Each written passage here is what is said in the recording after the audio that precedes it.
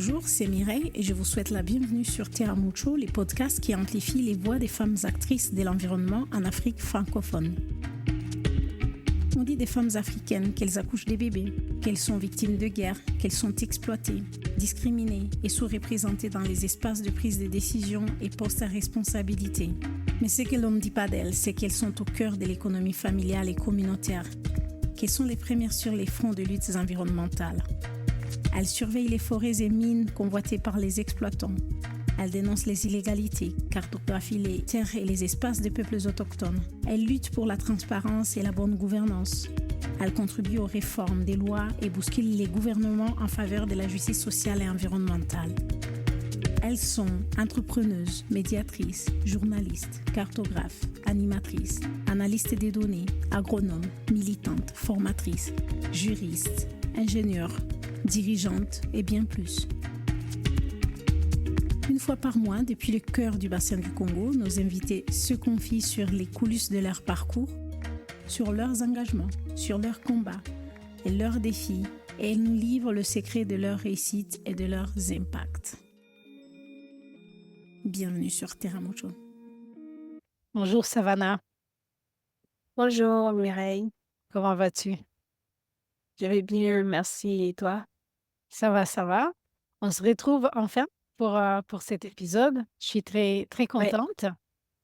Alors, pour commencer, est-ce que tu veux bien te présenter qui tu es? donc je m'appelle Savannah, non ou bien. Je travaille au sein de l'organisation NADA, dont je suis chargée de l'approche genre. Ah, qu'est-ce que tu as d'autre à ajouter sur ton histoire personnelle, hein, sur vraiment à fond qui tu es pour ceux qui vont nous écouter, pour mieux te connaître un tout petit peu? Je suis une maman d'un enfant marié. Euh, J'aime la nature, j'aime les cadres agréables. Et je suis très ravie, en tout cas, d'être ici avec toi pour ce partage. Hmm. Ouais, tu aimes la nature, on voit bien même les fonds d'écran que Oui, tu as choisi là. Vers la oui, forêt, j'aime beaucoup, beaucoup la nature. et la forêt gabonaise, Oui, là, derrière toi. oui, c'est la forêt gabonaise, c'est l'aire conservée communautaire du village de Massa. Ok, super. Alors, Oui. Savannah, tu as dit que tu es Savannah Na Obiang. Mhm. Est-ce que ton nom, Na Obiang, a une signification particulière pour toi? Et si oui, quelle est la relation que tu portes avec ton nom? Au niveau du nom, généralement en langue, on a des significations, mais en ce qui concerne mon nom, je n'en ai pas, mais je sais que bien, ça veut dire le médicament. En langue, ça veut dire le médicament et de ce que j'essaie de mon prénom en anglais, ça veut dire simplement la savane. Ça veut dire la savane. Ok. Mhm. Mais tu Oui. aimes la forêt plus que la savane. Oui, c'est vraiment une bonne concordance. Donc, Mhm. de ce que je sais de la savane, je sais que c'est un endroit paisible, calme, où les animaux, voilà, vont se reposer, se réfugier. Mhm. Donc, je crois que c'est quand même en lien avec ma personnalité. Mhm. Qu'est-ce que tu veux dire par là? C'est quoi ta personnalité alors? Non, j'aime tout ce qui est calme, j'aime tout ce qui est paisible, tout ce qui est agréable.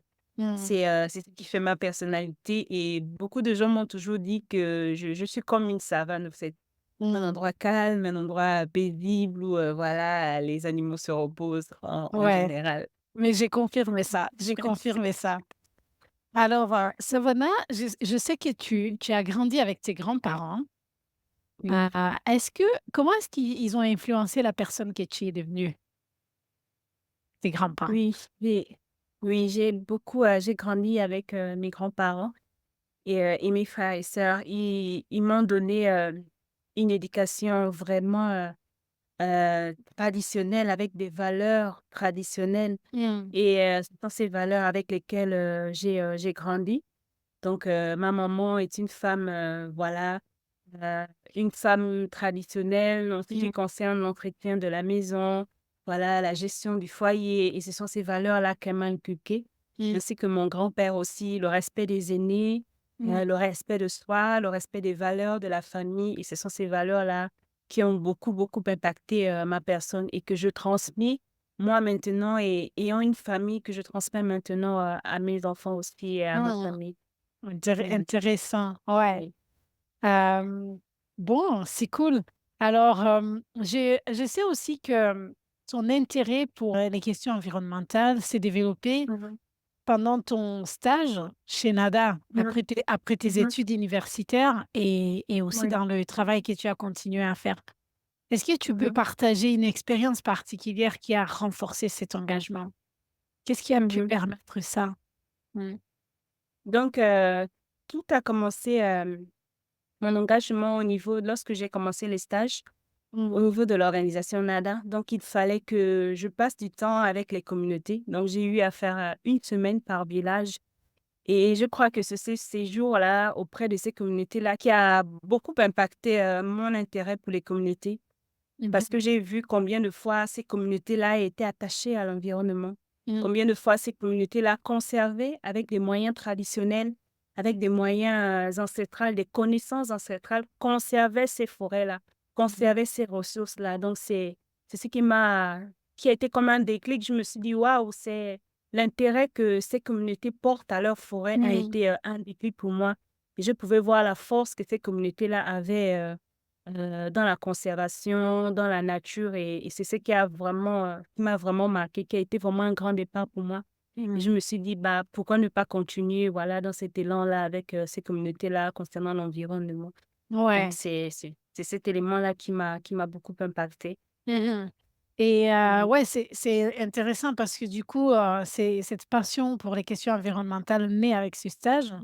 Mais Oui. quel a été ton background avant de commencer ce travail? Ça a été quoi les études que tu as fait? Donc avant ce stage, j'ai fait des études de géographie. Mmh. Au département de géographie humaine, donc ce qui concerne, l'homme et la nature, l'homme et l'environnement. Ce n'était pas très loin de ce que je fais actuellement. Ça a été, ce terrain ou ce travail était justement la pratique de tout ce que j'ai eu à apprendre, durant mon séjour, universitaire.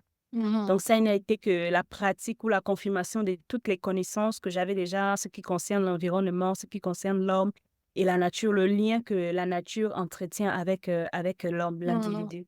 Ouais, donc Mmh. il y a vraiment plusieurs entrées, plusieurs domaines Oui, pour s'engager avec ces questions environnementales, quoi. exactement, oui, c'est vraiment Et toi, cela. ça a été la géographie qui te ramène, vers ça, quoi? Oui, Ouais. la géographie qui m'a ramenée dans les thématiques, de l'environnement et des Mmh. communautés aussi.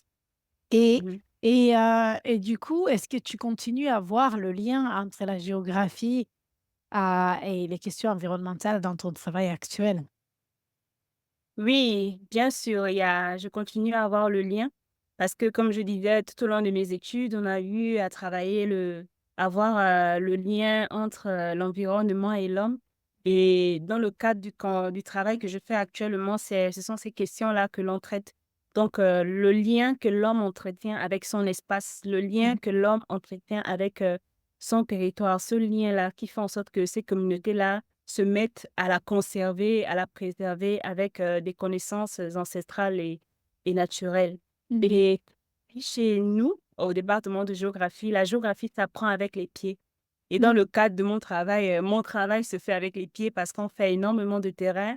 On Mmh. va à la rencontre communautés, on essaie de connaître et d'apprendre plus de ces communautés-là qui ont une grande connaissance, un Mmh. grand savoir sur la conservation de la nature, sur la préservation des ressources naturelles Ah, et c'est continue à apprendre. super. Et du coup, dans les communautés auprès desquelles, tu interviens, d'après toi, c'est quoi la place qu'a la forêt, pour eux? Et pas que la forêt Mmh. et d'autres, aspects de la nature?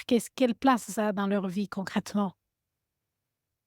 Bah, la forêt, comme disaient, les membres de la communauté, la forêt, c'est la vie même de la communauté. Mmh. La forêt est tout pour la communauté. Parce que la forêt représente la pharmacie de ces communautés-là. Parce que si un enfant ou quelqu'un du village est malade, il va auprès de cette forêt-là. La pharmacie représente la boutique pour ces communautés. Donc, si on veut faire à manger, on va cueillir des pépinelles, prendre un peu d'animaux, prendre du poisson. C'est Mhm. pour montrer combien de fois la forêt occupe une place vraiment centrale dans la vie de ces communautés.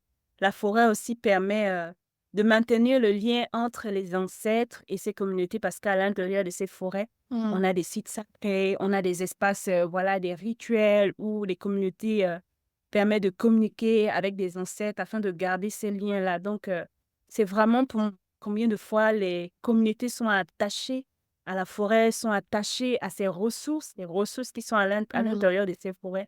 Donc, en général, la forêt, c'est la vie des communautés. Mhm. Et d'où pourquoi elle occupe une place vraiment prépondérante pour ces communautés-là. Ouais. Alors, on sait que les forêts hein, du bassin du Congo sont en train d'être déforestées, quoi, et de perdre de l'ampleur. Dans les communautés où tu interviens, dans les forêts où tu interviens, qu'est-ce qui menace ces forêts, en fait? C'est quoi comme activité qui menace ces forêts? Comme activité première, nous avons l'exploitation forestière qui est l'une des premières menaces de ces forêts-là. Par On qui? a, Qui exploite ces forêts? nous avons des sociétés mm, forestières, Mmh. voilà, en général, et on a aussi l'exploitation illégale de l'or, donc l'orpaillage qui est aussi une menace importante pour ces communautés. Donc, l'orpaillage qui entraîne souvent le braconnage, parce qu'on sait que Mmh. ces personnes-là qui vont en forêt pour pouvoir exploiter l'or n'exploitent pas que l'or. Ouais. Ils utilisent les ressources qui sont à l'intérieur de ces forêts-là et voilà, ça a un impact souvent auprès de ces communautés. Donc, on peut dire que c'est l'exploitation forestière, l'exploitation minière ainsi que le braconnage qui sont les menaces que subissent les forêts des communautés avec lesquelles nous travaillons, mais Mmh. principalement les sociétés forestières. Et dans votre travail, chez NADA, est-ce que vous adressez ces questions-là d'exploitation forestière? Parle-moi un peu, du travail justement que vous faites justement pour accompagner ces communautés à résister contre cette exploitation. Donc, actuellement, on travaille auprès de ces communautés. On essaie de renforcer leur capacité, leur résilience sur la préservation de leur biodiversité. On essaie de leur faire comprendre l'importance de préserver les ressources Mmh. pour les générations futures. Et c'est un travail que l'on ne fait pas seul. On fait ce travail actuellement aujourd'hui avec l'administration pour essayer de trouver un consensus afin de pouvoir voilà, aider ces communautés-là qui font face à l'exploitation forestière, qui exploitent leurs ressources, voilà, qui participent un peu à réduire un peu le train de vie des communautés. Donc actuellement, nous avons des séances de travail avec Bien. l'administration, comment trouver un consensus par rapport au cadre juridique, par rapport aux aires conservées communautaires, comment Ouais. faire pour pouvoir trouver une place des aires conservées communautaires dans les lois gabonaises afin de pouvoir voilà, venir en aide à ces communautés-là qui se sentent menacées face à leur forêt qui est source de vie pour eux. Et sachant aussi que nos communautés aussi sont des grands conservateurs, donc Mmh. trouver une place pour eux dans la conservation au D'accord. niveau du Gabon. Mmh. Donc, ce sont ces échanges-là que nous faisons actuellement avec l'administration, en même temps aussi aidant ces communautés-là qui font face à ces exploitants forestiers, en les Voilà. soutenant, en renforçant leurs capacités, en leur apportant un apport technique aussi. Mmh. C'est le travail que nous faisons à travers la cartographie aussi de leur territoire et identifier les éléments ou les sites qui sont importants pour ces communautés-là dans ces forêts. C'est le Mmh. travail que nous faisons actuellement. OK, ça doit pas être facile ça, parce qu'il y a beaucoup Non, d'intérêts en jeu et tout ça et oui, nous c'est savons que nous faisons face au développement et qui dit développement entraîne souvent exploitation. Donc, c'est vraiment cette petite lutte-là que nous faisons actuellement afin de pouvoir comprendre, faire comprendre aussi aux autorités l'importance de préserver ces territoires-là, non seulement pour la conservation en général, mais aussi pour ces propres communautés-là qui vivent de ces forêts-là. mmh. Eh beh, merci, pour ça. Donc on va revenir un peu sur ton parcours, Savannah. Donc Mhm, tu arrives à NADA comme stagiaire. Donc tout mhm, à l'heure dans ton introduction, tu as dit que tu étais chargée des aspects genre, à tous ces mhm, travaux que vous faites. Et comment tu passes de stagiaire à ce que tu fais maintenant? Qu'est-ce qui a permis que tu puisses évoluer au sein de NADA et finalement avoir des grosses responsabilités, de grandes responsabilités? Qu'est-ce qui a permis ça? Mhm. Donc, après le stage, j'ai eu à postuler à NADA en tant que membre maintenant.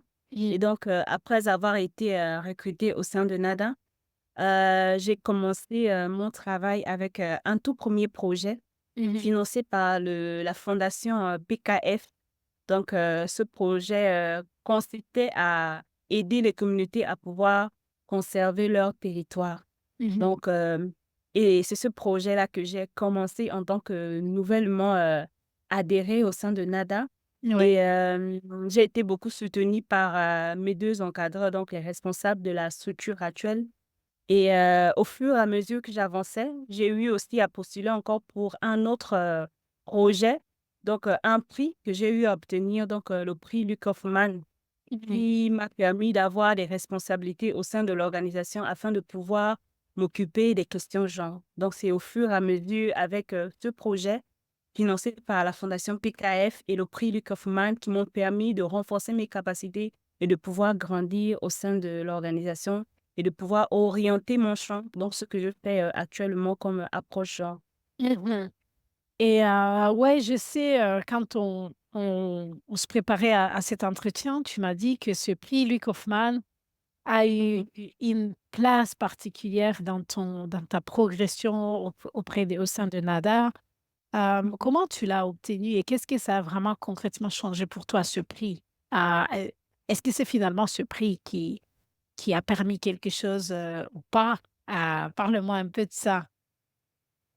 Oui, ce prix occupe vraiment une place importante durant mon parcours au sein de NADA, parce que c'est ce prix-là qui a permis de pouvoir m'orienter exactement sur le champ que je devais faire. Comme je disais auparavant, avant que je n'ai ce prix-là, j'étais simplement facilitatrice communautaire. Et Mmh. donc, c'est à travers ce prix, c'est ce prix-là qui m'a mieux orientée donc, sur les questions de genre et c'est ce que je fais actuellement. Et c'est un prix qui m'a permis aussi de pouvoir avoir plus de connaissances sur les problématiques des femmes au sein des communautés, des Mmh problématiques mh. que nous traitons dans les communautés, les inégalités ou les injustices que les femmes vivent au sein de ces communautés. Et c'est à travers ce prix-là que j'ai vraiment ressenti le désir et le besoin de pouvoir vraiment m'orienter dans ce champ des questions de genre, d'où l'importance que ce prix-là occupe durant mon parcours au sein de NADA. Ouais, justement, ouais, tu disais que avec ce prix, tu as pu lancer un programme important pour renforcer les femmes au niveau communautaire et Mhm. que c'était un projet, aussi assez, significatif, pour toi. Mhm. Aujourd'hui, ouais, parlez-nous un peu de ce projet. Qu'est-ce que tu fais avec les femmes? Et surtout, si tu prends un peu de recul maintenant, quel impact vraiment direct ce projet a eu sur la vie de ces femmes-là que tu soutiens? Donc, au départ, lorsque nous avons commencé, lorsque nous avions des réunions communautaires auprès de ces communautés, on n'avait quasiment pas de femmes, Mmh. voire une femme. Et lorsqu'on avait une femme, c'était généralement le chef de village ou bien le chef de regroupement. Il n'y avait quasiment pas de femmes lors de nos réunions. Mmh. Mais avec ce prix-là, on a commencé à sensibiliser les femmes, sensibiliser les hommes pour montrer leur importance aussi, leur apport au sein de ces communautés en ce qui concerne les prises de décision, voilà, Mmh. intervenir en ce qui concerne les activités au sein du village. On a commencé à renforcer les capacités de ces femmes. On a commencé à avoir des entretiens avec ces femmes afin de pouvoir connaître leurs défis, leurs besoins et ce qu'elles veulent. Et au fur et à mesure, aujourd'hui, on a vu les résultats. Mmh. Généralement, aujourd'hui, quand on fait des réunions, on a plus de femmes que d'hommes. Parfois, on a voire 40 femmes, 50, 60. Généralement, l'effectif des femmes est souvent supérieur à celle des hommes. On Mmh. voit combien de femmes, les femmes aujourd'hui sont engagées. Les femmes sont engagées dans les questions d'environnement, dans les questions de gestion de leurs ressources naturelles, dans les questions de village en général. Et elles sont Mmh. vraiment engagées et impliquées. Donc, on peut voir vraiment une grande évolution auprès de ces communautés-là avec les femmes. Ouais. Donc, d'où vraiment l'impact de ce projet-là, l'impact de ce prix-là auprès de ces communautés, surtout en rapport avec les femmes. Ouais. Ah ben, je Et vais faire, aujourd'hui, on a des femmes engagées. ah oui, mais je vais faire quand même l'avocat du diable parce que oui, il y a plus de Mhm. femmes, dans ces réunions et puis quoi, ça change quoi, en fait?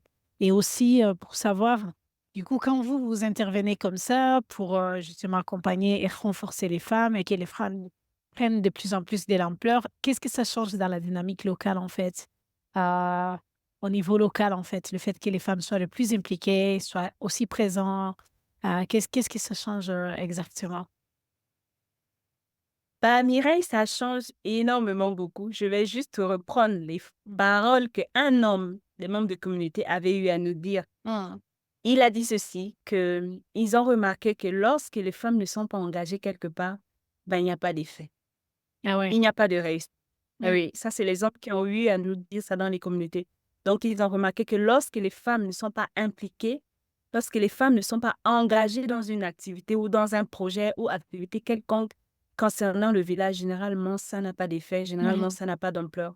Mais lorsque les femmes sont vraiment engagées, lorsque les femmes sont impliquées, tout de suite, on a des résultats et vraiment des résultats incroyables. Et ces Mmh. paroles-là viennent des communautés. C'est pour montrer vraiment combien de fois aussi la femme occupe une place importante auprès de ces communautés-là et auprès de ces hommes-là. Et le fait que les hommes de ces communautés reconnaissent la force et l'importance de la femme, nous, ça ne peut que nous réjouir et ça montre combien de fois il est encore plus important de pouvoir encore renforcer leurs capacités afin de pouvoir voilà, Mmh. participer au développement et de ces communautés-là. Mmh. Et du coup, toi, en travaillant au plus près de ces femmes, est-ce que tu as Mhm. compris qu'est-ce qui empêchait leur implication auparavant, avant votre accompagnement? Qu'est-ce qui à quoi ils faisaient face comme défi? Pourquoi ils s'impliquaient pas avant? Et aujourd'hui, elles, qu'est-ce qu'elles disent? Comment ça change vraiment pour elles? C'est vrai qu'aujourd'hui, je ne veux pas dire que tout est parfait ou tout est déjà parfait. Il y a encore beaucoup, beaucoup à faire. Parce Ouais, qu'au départ, ces femmes se plaignaient. Déjà, on a plusieurs contraintes. On a les contraintes traditionnelles. On sait qu'on est dans une culture africaine où nous avons des valeurs traditionnelles. On a certaines très règles patriarcale. voilà, qui freinent un peu l'implication des femmes. On a par exemple des réunions où les femmes n'ont pas le droit d'assister. On a les femmes n'ont pas le droit d'assister à des réunions où il y a par exemple des chefs ou des hommes ou des aînés. Voilà, on a des villages où la femme n'a pas droit à la parole lorsqu'il y a des Mmh. invités. On a aussi la peur même de ces femmes-là aussi. Elles ont peur de pouvoir s'exprimer par peur des retours des hommes auprès de ces communautés-là. Donc, on Mmh. avait toutes ces contraintes-là, traditionnelles-là, avec nous. Mais avec Mmh. le temps, avec un peu plus d'entretien avec ces hommes-là, on a vu des hommes, on a vu des communautés commencer à laisser un peu la place à la femme pour Mmh. pouvoir s'exprimer. Mais c'est Mmh. pas encore totalement parfait parce qu'on rencontre toujours ces mêmes difficultés-là, voilà. Lorsqu'on va dans les réunions, généralement, comme on le dit, la place de la femme, c'est à la cuisine. Ouais. Mais il n'y a pas que la cuisine, la femme aussi a son mot à dire. La femme a beaucoup plus de connaissances, même parfois, que Mmh. d'hommes. Et c'est cette connaissance-là que nous voulons mettre en valeur au sein de ces communautés. Il Mmh. y a quand même beaucoup d'évolution, mais tout n'est pas encore parfait. Il Mmh. reste encore beaucoup, beaucoup, beaucoup de choses à faire. Et aussi, ajouter que lorsqu'on part auprès de ces communautés-là, on ne va pas pour mettre de côté les traditions, non. Ouais. On ne va pas pour, voilà, bouleverser les cultures ou bouleverser les traditions, non. On va juste faire comprendre que de la même manière que l'homme aussi, a des connaissances, a des savoirs, de la même manière aussi Mmh. que la femme aussi a cette force-là, a ces connaissances-là. Parce qu'on sait que généralement, la femme a la force de faire beaucoup de choses à la fois. Il y a le ménage, entre la brousse, entre les enfants, entre le foyer, entre la nourriture, elle a seulement cette force-là. Et si elle pouvait concentrer cette force-là aussi pour la communauté, ça pourra ne que participer au Mmh. développement de la communauté. Et il Ouais. y a beaucoup de communautés qui ont compris cela. Mmh. Donc dans ce milieu-là, assez particulier, ce milieu rural, qui a Mhm. des, ouais, justement, comme tu dis, rempli avec tous ces éléments traditionnels qui empêchent les femmes de prendre les devants ou de s'impliquer ou de prendre part aux prises des décisions. toi, tu es une femme, tu vas là-bas pour accompagner les autres femmes et même les hommes. Comment est-ce que tu as rencontré des défis d'être une femme? Et en fait, tu parlais tout à l'heure des aînés et tout ça. Toi, tu es une jeune femme. C'est comment d'être, une jeune femme qui va travailler dans ces communautés, bouleverser un peu les normes enfin, les normes sociaux, ça représente pas des défis pour toi? Comment tu t'en sors? Si, c'est un grand défi. Je crois que c'est l'un de mes grands défis. Mmh. Généralement, je pars en tant que jeune femme travaillant, voilà, auprès de ces communautés et généralement, c'est pas souvent très bien perçu et Ouais. cela peut se ressentir lorsque, par exemple, il faut donner c'est moi qui donne une recommandation ou voilà, des consignes, voilà, on peut voir une certaine réticente, voilà, c'est une jeune femme, elle nous dit de faire ça et tout. C'est pas souvent bien perçu. Comparé à si c'était, par exemple, à l'un de mes collègues qui prenait la parole, qui donnait des recommandations, on voit tout de suite au niveau de l'assistante comment, la chose est captée ou la chose est bien reçue. Mmh. Donc ça peut dire je peux dire que c'est un peu l'un de mes défis Mmh. actuellement et Mmh. et ça continue toujours à être un défi et on croit qu'avec le temps, les choses, sont en train là un peu de changer et il y a certains aussi qui prennent ça comme étant un modèle, qui dit que si cette jeune femme réussit à le faire, pourquoi pas nos filles? Pourquoi Ouais. pas nos femmes? Pourquoi pas donc c'est Mmh. aussi source d'inspiration, voilà. Mmh. Ce qui est aujourd'hui source de défi pour moi et source d'inspiration aussi, d'une part aussi, pour ces Pour les autres. communautés-là. Parce qu'il y a Ouais. d'autres qui viennent auprès de moi parce qu'elles veulent faire la même chose, elles veulent aussi s'impliquer, elles veulent aussi s'engager. Il y a des hommes qui viennent vers moi pour dire que: «Voici, j'ai ma fille aussi, je veux qu'elle soit aussi comme toi, je veux qu'elle fasse aussi comme toi». Ah, Donc, c'est chouette il n'y ça. a pas que des effets, négatifs, il y a aussi Mmh. beaucoup du positif Il dans y a cela. beaucoup du positif, ouais. Et est-ce Mmh. que tu te rappelles, du coup, d'une expérience particulière vraiment où ton âge ou le fait que tu sois une femme a posé un vrai problème qui t'a marqué? Un problème, Non, une situation, les une les expérience que tu as vécue, mais qui t'a marqué plus que les autres? Ou le fait que ton âge ou le fait que tu sois une femme a été un défi, vraiment compliqué et qui t'a bouleversée? oui, je crois c'était dans le cadre d'un projet et il fallait que je donne des consignes, il fallait que je donne des recommandations auprès de ces communautés-là. Je n'étais pas accompagnée d'un homme, c'était juste moi, je crois et d'après les retours que j'avais reçus, la chose n'avait pas été bien prise. Donc ça a été prise à la légère. Voilà, il n'y avait pas beaucoup de sérieux, Ouais. il n'y avait pas une réelle implication. Mais lorsque mon collègue a dû prendre le relais, bah, il y a eu une grande différence. Là, il y a Mmh. eu plus de sérieux, il y a eu plus d'implication et moi, personnellement, ça m'a un peu touchée.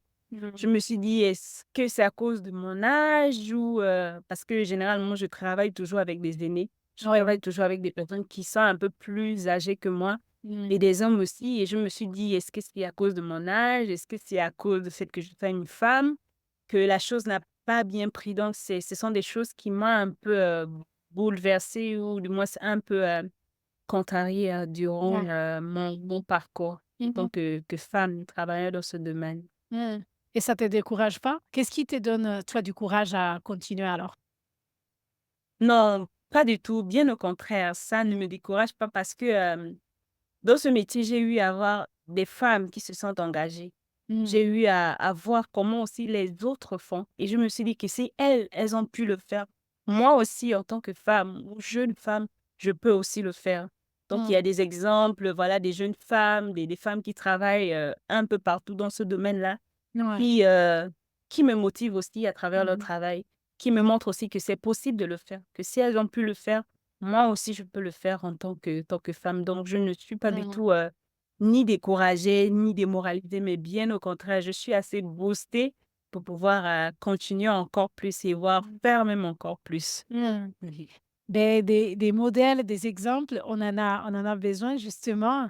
Est-ce que tu penses à des femmes qui t'ont inspirée personnellement et ou professionnellement? Et pourquoi? Qu'est-ce qui c ces femmes-là, qu'est-ce qui t'a inspirée? Bon, pour commencer d'abord, Ouais. personnellement, je vais parler d'abord du côté personnel. J'ai ma maman et ma grand-mère qui sont de grandes sources d'inspiration pour moi Mmh. parce que j'ai vu, malgré les difficultés financières, comment elles se sont battues pour Ouais. pouvoir s'en sortir et faire en sorte que nous sommes des personnes ou que je sois la femme que je suis, actuellement. Donc je Mmh. peux dire que comme modèle personnel, j'ai ma maman et ma grande-maman. Et comme modèle professionnel, il y a plein de femmes que je ne connais pas véritablement le nom, mais je connais des femmes aujourd'hui qui travaillent dans ce domaine. On peut prendre pour un exemple concret, toi Mireille, tu es aussi, une source de motivation aussi Mmh. pour moi, pour voir combien de fois tu es engagée dans ce domaine-là. Mmh. On a des femmes qui travaillent aussi dans la conservation dans d'autres pays, mais que je ne maîtrise pas forcément le nom, Mmh. mais que je connais le travail, qui sont aussi, source d'inspiration, pour moi. Eh beh, merci. Mais Merci pour les compliments. Ouais et ouais, c'est quand même intéressant. Moi, comme je te disais la dernière fois, souvent, moi, je me suis posé la question, me dit: «Ah oui, qu'est-ce qui m'a inspiré et souvent, en fait, on a du mal à avoir de l'inspiration juste de manière spontanée autour de soi. mmh On va se mh. représenter, beh, des inspirations un peu lointaines. Moi, il y a beaucoup de femmes Mmh qui m'ont inspirée, mais qui sont hyper lointaines, Oui. ouais, tu vois? Des Simone de Beauvoir, des gens comme ça, qui m'ont inspirée, mais qui sont vraiment lointaines et moi, j'espère vraiment que les jeunes, ils ont besoin vraiment des personnes très proches qui nous Mmh ressemblent et qui sont des mh. sources d'inspiration. C'est même pour ça que je fais ce podcast, pour partager un peu des Mmh expériences de vie, mh. simples qui nous ressemblent, en fait. Ouais, c'est ça. Mmh. Mmh. Exactement. Oui, Mmh. c'est vraiment cela. Alors, beh, du coup, où est-ce que tu en es là, professionnellement quelles sont tes aspirations, ton rêve pour l'avenir? Ouais, quand tu te projettes, en fait, où tu veux te projeter, c'est quoi ton rêve? Bon, actuellement, moi, mon rêve, c'est vraiment d'acquérir un maximum d'expérience, un maximum, de connaissances dans le monde de la conservation, Mmh. au Gabon surtout et pourquoi pas en Afrique, centrale, en particulier. Voilà, c'est vraiment mon rêve, être, l'une des femmes qui a vraiment milité dans le domaine de la conservation communautaire au Gabon. Moi, Mmh. c'est vraiment mon rêve et c'est ce à quoi vraiment, j'aspire. Voilà, cette femme-là qui a fait en sorte qu'on puisse, changer la donne, au niveau du Gabon concernant, la conservation au Gabon en général. Ouais Donc et c'est mon inspiration actuellement. tu crois que tu es sur la piste là? Tu t'y prépares? Oui, je suis sur la bonne voie, je suis sur la bonne voie et il y a beaucoup, beaucoup, beaucoup de jeunes ch de bonnes choses qui s'annonce au niveau, voilà, on croise les doigts au niveau de la conservation au Gabon et on croit que, voilà, les choses vont changer et mais en mieux. Les choses Mmh mh. changeront, mais en mieux, on Mmh. le croit. En tout cas, Et personnellement, je crois que je suis sur la bonne voie. OK et est-ce qu'il y a déjà des projets que tu veux entreprendre pour, justement aller sur cette voie-là, pour, aller vers là où tu veux aller? Est-ce qu'il y a des pistes des choses que tu exploites pour y arriver? Oui, actuellement, on travaille dans un projet qui a, avec, 20 villages sur, les impacts dans les aires conservées, communautaires. Mmh. Et actuellement, je crois au mois de juillet, on va commencer un atelier national sur, les aires conservées communautaires où on va inviter tous les acteurs de la société civile, Mmh. les sociétés forestières. On va travailler avec, l'administration pour pouvoir, travailler sur ces questions de conservation, au niveau du Gabon avec, d'autres partenaires aussi. Donc Mmh. pour moi, c'est vraiment, des pistes qui pourront nous mener à quelque chose de concret, à quelque chose de mieux par rapport, à la conservation au Gabon. Mmh. Pourront Et faire des changer les et des projets personnels alors pour y arriver, il y en a? des pro des projets personnels, Tu c'est n'as vrai pas un que projet de master? si, Parce que là, tu es en train de cacher un peu ta stratégie. C'est quoi ta stratégie, en fait, pour y arriver? Oui, actuellement, mon désir aussi, c'est de pouvoir continuer mes études. Donc, actuellement, j'ai une licence en géographie et personnellement, j'aimerais vraiment pouvoir continuer mes études de master toujours dans la conservation Mhm. communautaire. Pour moi aussi, c'est l'une des pistes aussi pour pouvoir y parvenir. Mhm. Tu as identifié déjà ce que tu voulais faire? Oui, je vais travailler dans les questions de conservation communautaire, notamment les APAC, parce Non, que mais comme je le disais, c'est pour ton master, tu as identifié un master que tu veux concrètement? oui, j'aimerais bien faire un master à l'étranger à l'université de Lausanne, avec Mhm. lequel on est partenaire, donc notamment le docteur D'accord. Gretchen, avec lequel on travaille actuellement. Mhm. Donc, ce sera aussi une bonne piste pour moi de pouvoir travailler avec, dans ce master-là, avec cette femme-là, qui a une grande connaissance aussi dans le domaine de la conservation communautaire et qui a travaillé aussi au Gabon. D'accord, c'est super. Mhm. Alors, toujours quand on se préparait à cette discussion, tu m'en parlais, ouais, voilà, parce qu'on sait très bien que de nombreux jeunes font face aux défis lorsqu'il s'agit de trouver leur voie, lorsqu'il s'agit de trouver comment s'engager activement sur les questions environnementales.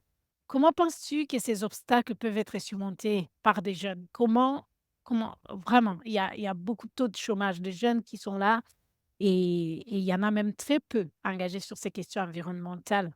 Ouais, quels sont les obstacles auxquels ils font face et comment ils peuvent les surmonter?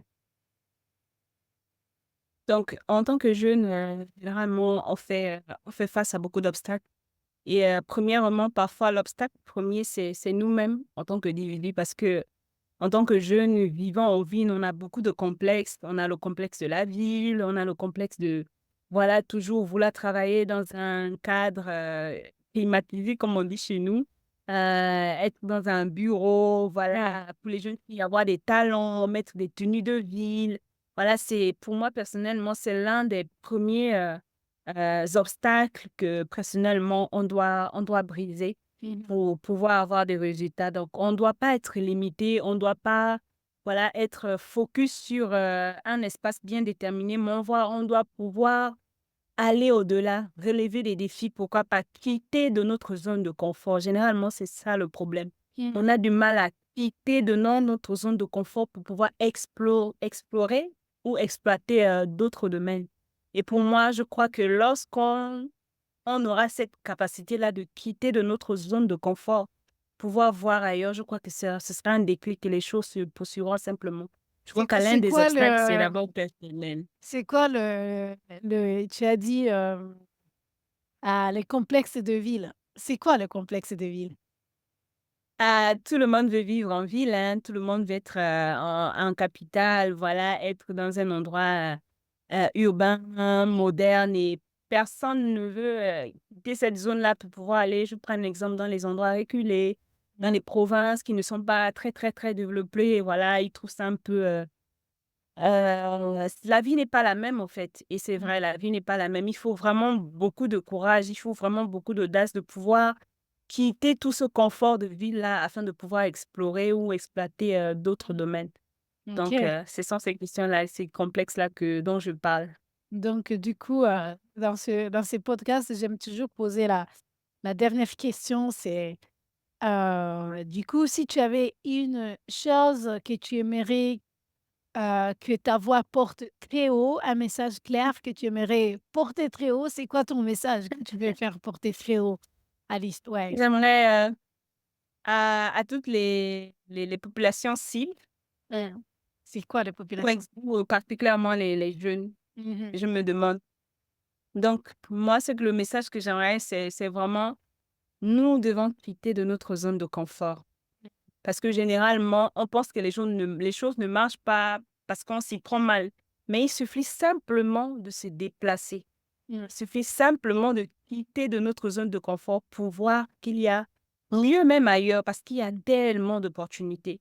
Mais tellement on est focus sur quelque chose, tellement on ne veut pas quitter de notre zone de confort, on ne pourra pas voir des résultats. Mais c'est en quittant dans cette zone de confort-là C'est en explorant, en regardant plus loin que le bout de notre nez que l'on peut voir mieux et mieux même des opportunités qui pourront changer notre vie.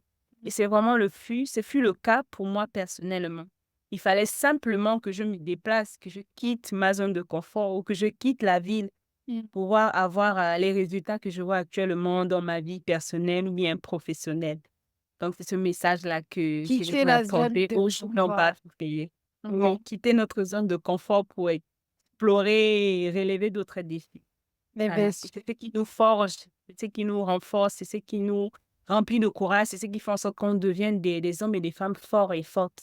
OK, super et c'est sur cette note positive qu'on va finir notre entretien. Merci beaucoup, Savannah pour cette discussion et puis, voilà donc j'espère que les jeunes qui vont nous écouter vont être, inspirés par ça et quitter la zone de confort.